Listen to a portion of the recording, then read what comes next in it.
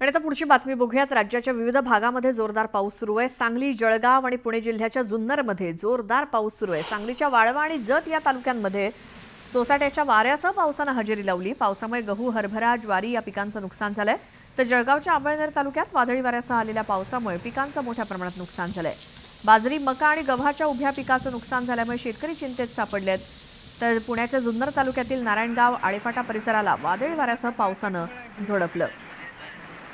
तोडणीला आलेल्या द्राक्षांचं नुकसान झालं असून लाखो रुपयांचं नुकसान झाल्यामुळे द्राक्ष उत्पादक आर्थिक संकटात सापडलेत। तर राज्याच्या अनेक भागाला अवकाळी पावसानं झोडपून काढलं। सलग दुसऱ्या दिवशी देखील नाशिक जिल्ह्याच्या ग्रामीण भागात अवकाळी पावसाचा कहर सुरू आहे। आता मालेगाव शहर परिसरात जोरदार पाऊस झालाय, त्यामुळे शेतीचं नुकसान झालं। दुसरीकडे छत्रपती संभाजीनगरमध्ये सुद्धा अचानक आलेल्या पावसामुळे जनजीवन विस्कळीत झालंय। शहरातील फुलंब्री, कन्नड, वैजापूर, खुलताबाद या तालुक्यात गारपीट झाली आहे। तर सिल्लोड तालुक्यात सर्वदूर पाऊस झाला।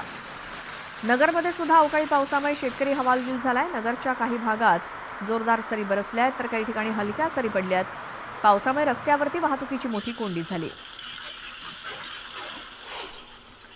वाशिम जिल्ह्यात सुद्धा सलग चौथ्या दिवशी अवकाळी पावसानं हजेरी लावली आहे। चौथ्या दिवशी रिसोड, वाशिम शहरासह परिसरात मध्यम स्वरूपाचा पाऊस झाला। अवकाळी पावसामुळे शेतकऱ्यांची चिंता वाढली आहे। तिकडे लातूर जिल्ह्यात सुद्धा काल संध्याकाळपासून अवकाळी पावसानं जोरदार हजेरी लावली।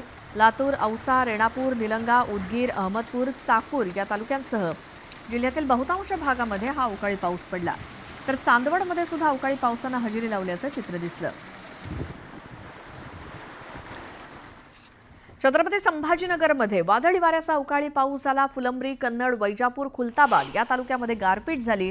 तर सिल्लोड तालुक्यात सर्वदूर पाऊस झाला। यावेळी वीज कोसळून एका जनावराचा मृत्यू झाला। तर गारपिटीमुळे शेतीचं मोठं नुकसान झालं।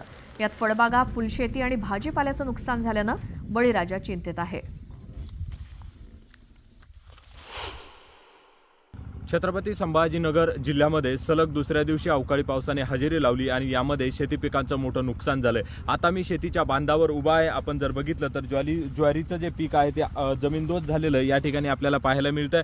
तर यासोबतच फुलंब्री असेल, कन्नड असेल, वैजापूर, सिल्लोड या तालुक्यांसह इतर 3 तालुक्यांमध्ये शेती पिकांचं मोठं नुकसान झालंय, कारण त्या ठिकाणी गारपीट देखील झाली। मोठ्या प्रमाणात गारपीट झाली असल्या कारणाने शेती पिकांचं जे ते नुकसान या ठिकाणी आपल्याला पाहायला मिळतंय। ज्वारीचे हे कंच आहेत, हातातोंडाशी आलेला शेतकऱ्याचा हा घास या ठिकाणी हिरवल्या जातोय। त्यामुळे शेतकरी राजा कुठेतरी चिंतेत असल्याचं आपल्याला दिसून येतंय। कुठेतरी शेती पीक चांगलं होईल, चांगलं उत्पन्न मिळेल अशी आशा असतानाच अवकाळी पावसाने मात्र आसमानी संकट शेतकऱ्यांवर या ठिकाणी टाकलेलं आपल्याला दिसून येतंय। शेतकरी चिंतेत असलेला देखील या ठिकाणी आपल्याला पाहायला मिळतंय।